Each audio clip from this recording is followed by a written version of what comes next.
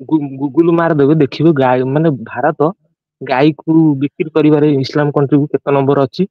ଆଉ ଗୋଟେ କହୁଛି ସେତେବେଳେ ଆମର ମାନେ ଏଇଠି ତ ଆମର ହିନ୍ଦୁ ମାନେ ପ୍ରଧାନମନ୍ତ୍ରୀ ଅଛନ୍ତି। ଅଛନ୍ତି ଆଉ ସବୁ ତ ହିନ୍ଦୁ ଆମର ଅଛନ୍ତି ଯୋଉ ମନ୍ତ୍ରୀ ମଣ୍ଡଳ ଆମେ ତ ହିନ୍ଦୁ ରାଷ୍ଟ୍ର ଏକରେ ଭାରତକୁ କହୁଛନ୍ତି। ତାହେଲେ କାହିଁ ବିରୋଧ କରୁନାହାନ୍ତି ଯେ ପ୍ରଧାନମନ୍ତ୍ରୀ କିଏ ଯଦି ଗୋଟେ ଖାଇଦେଲା ବାବୁ ଶୁଣ ଏଇଟା ଶୁଣନ୍ତୁ ସେମାନେ ଶାସନକୁ ଆସିବା ପାଇଁ ହିନ୍ଦୁ ସେଇ କଥା ମୁଁ ଥରେ ଜଣେ କଥାବାର୍ତ୍ତା ବେଳେ ଜଣକୁ କହୁଥିଲି ମୁଁ କହିଲି Congress plus cow is equal to BJP. Congress ଦଳ ନୀତି ଆଦର୍ଶ ସହିତ ଯଦି ଗାଇକି ମିଶେଇଦବ ସେଇଟା ହେଲା ବିଜେପି ଦଳ। ବୁଝିପାରିଲେ ଏଇଟା ହେଲା କଥା ତେଣୁକରି ତେଣୁକରି ଏସବୁ ଶାସନ କେମିତି ଆମେ ରଖିବୁ। ତେଣୁ ସବୁ ଦଳ ତ ସମାନ ହେଲେ ଆମେ କଣ କଲେ ହବୁ। ତେଣୁ ଇଏ ଗୋଟେ ହିନ୍ଦୁ ଲୋକଙ୍କର ଯେହେତୁ ସେ ଧାର୍ମିକ ଭାବନା ଭାରତୀୟ ଲୋକଙ୍କର ଆଗରୁ ବି ଥିଲା ସୁପ୍ତ ଅବସ୍ଥାରେ ଥିଲା। କିଛି ଥିଲା କିଛି ଦବିଥିଲା ଯଉ ଇଏ ଜିନିଷଟାକୁ ହାୱା ଦ୍ୱାରା ଲୋକ ତାକୁ ଭଲ ପାଇଲେ ପସନ୍ଦ କଲେ। ଆଉ ଗୋଟେ ଜିନିଷ ଅଛି ଯେକୌଣସି ଦେଶକୁ ତମେ ଯଦି ନିୟନ୍ତ୍ରଣ କରିବାକୁ ଚାହୁଁଛ ଗୋଟେ ରାଜା ପ୍ରଜାଙ୍କୁ ନିୟନ୍ତ୍ରଣ କରାଯାଉଛି ସବୁଠୁ ବଡ ଜିନିଷ କରିବା ଅଛି ତାକୁ ଲୋକଙ୍କୁ ଧର୍ମ ଭିତରକୁ ଅଧିକା ଟାଣିକି ପୁରେଇବ। ଯେତେ ଧର୍ମ ଭିତରକୁ ଟାଣିକି ପୁରେଇବ ସେ ତାର ନିଜର ଯେତେକ ଜିନିଷ ତାର ଅସୁବିଧା ସୁବିଧା ସବୁ ଜିନିଷ ସେ ଭାବିବ ମୋ ଭାଗ୍ୟ ମୋ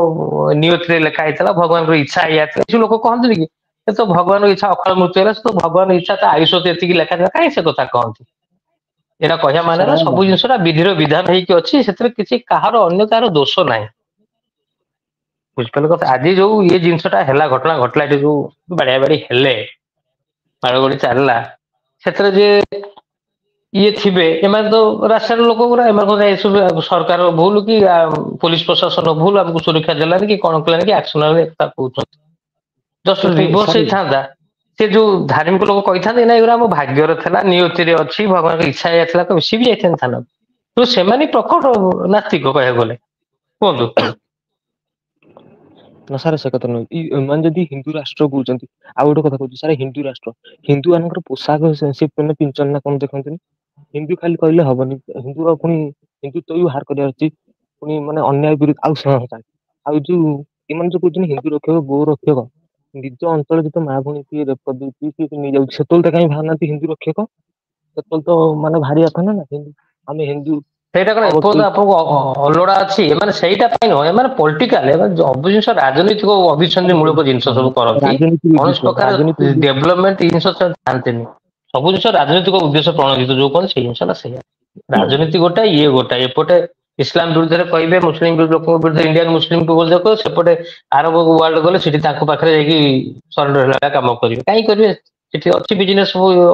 ଇଣ୍ଟରେଷ୍ଟ ଅଛି ସବୁ ଲୋକଙ୍କର ଦେଶରେ ରହିଛି।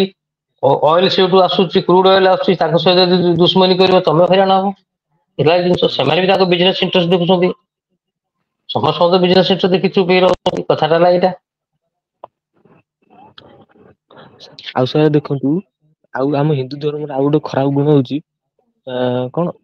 ମାନେ ଟିକେ ମାନେ ଟିକେ ପଇସା ପତ୍ର ହେଇଗଲେ ବା ଯଦି ଧନୀ ଲୋକ ସେ ଗରିବ ଲୋକକୁ ମାନେ ଟିକେ ମାନେ ଭେଦଭାବ ଚାଲିବ ଆଉ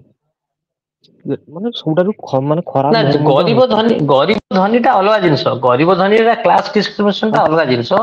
ସେଇଟା ଗୋଟେ ଅଲଗା ପାର୍ଟ ଆସିଗଲା ସେଇଟା ଅଲଗା ଆଉ ସାର୍ ଜିନିଷଟା କ୍ଲାସ ଆଉ କାଷ୍ଟ ଭିତରେ ଫରକ ରହିଛି କାହିଁକି ନା ଜଣେ ଦଳିତ ଲୋକ ଯେତେ ଧନୀ ହେଇଯାଉ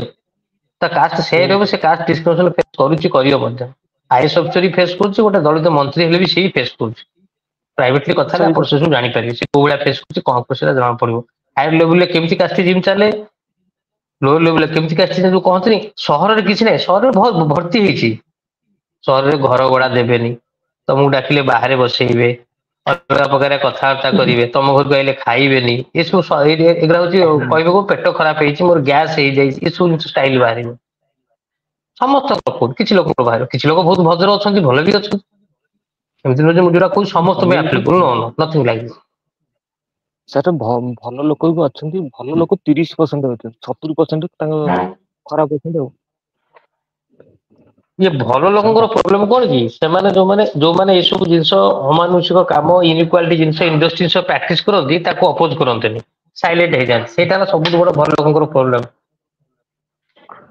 ସେ ତ ତାର କରୁଛି କଣ କରୁଛି ଆମରି ଲୋକଟା ତ କଣ କହିବା ଏଇ ମାଇଣ୍ଡ ସେଟରେ ସେମାନେ ରୁହନ୍ତି ସେଇଟା ହେଲା ସମସ୍ୟା ଠିକ ଅଛି